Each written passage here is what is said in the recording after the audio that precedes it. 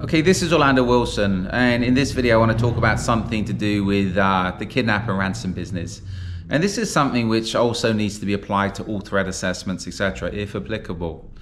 And that is where not only people who are alive can be kidnapped, dead people can also be kidnapped. And I know of one case in a certain Caribbean island where some wealthy gentleman had died. His body was put out for showing, for wake, whatever you want to call it. And what happened, the criminals broke into the location the body was being shown, and they stole the body. They stole the corpse.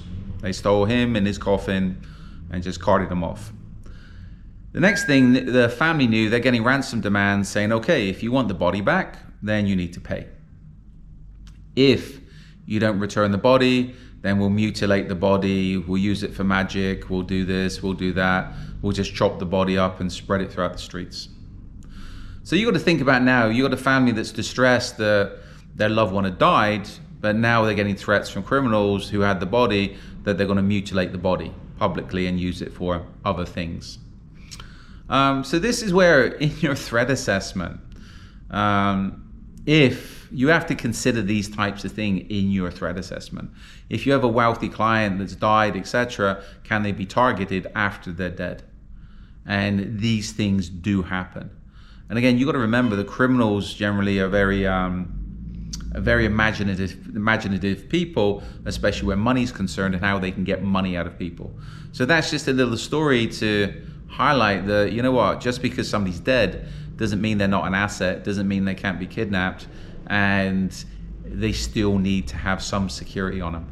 And that can go from, in a lot of places, I was reading somewhere I think in Miami at the moment, they're having issues with people going into graveyards and digging up bodies, but that's mainly to do with magic or for Santeria and voodoo and everything else. But again, just because somebody's dead, it doesn't mean they lose their worth.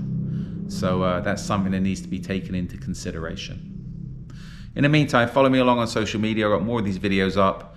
I talk about various aspects of the close protection business, kidnap and ransom business, investigations business, etc.